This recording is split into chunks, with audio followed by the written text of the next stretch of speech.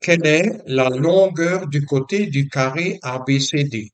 Désignons cette longueur par x. Pour déterminer la valeur de x, nous allons d'abord construire quatre segments. D'abord, le segment issu de D est perpendiculaire à ce segment de longueur 8. Ensuite, le segment issu de B est perpendiculaire à ce segment de longueur 9.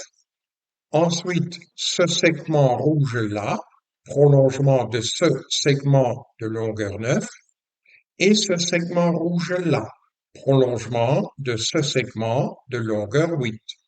Ainsi, au milieu du dessin, nous obtenons deux rectangles et autour, nous obtenons ces quatre triangles verts.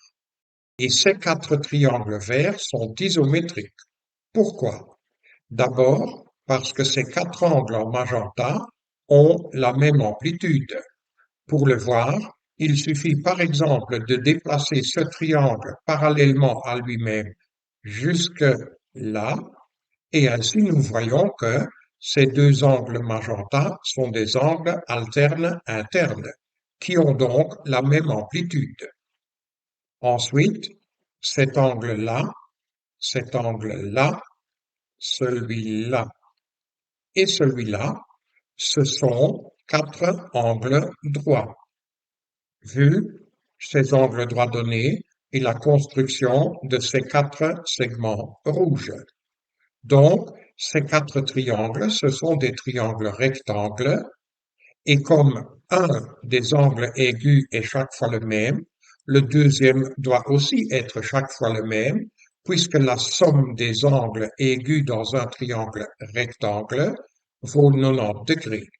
Et par conséquent, ces quatre triangles sont semblables. Mais comme ces triangles ont les hypoténuses de même longueur, ces quatre triangles sont isométriques. Ensuite, nous allons appeler la longueur de ce segment-là petit u et la longueur de ce segment-là petit v, comme ça.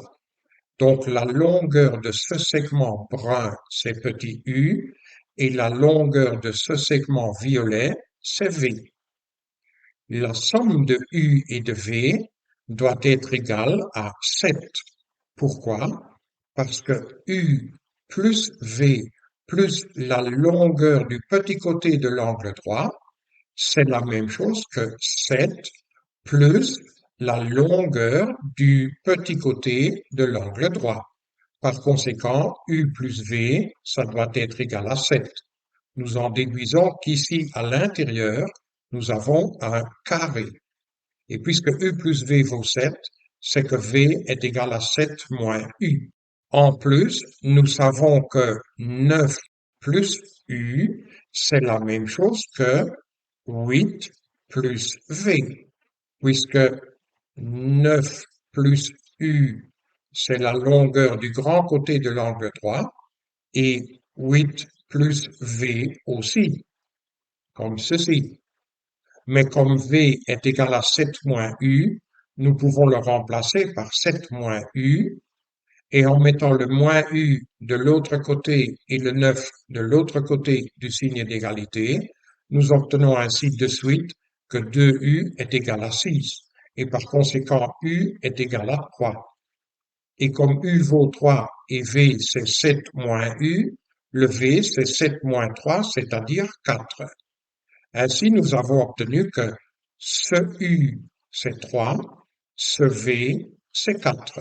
Donc, la longueur du petit côté de l'angle droit, c'est 9 moins V, et 9 moins 4, ça fait 5, et la longueur du grand côté de l'angle droit, c'est 9 plus U, c'est-à-dire 9 plus 3, ça fait 12.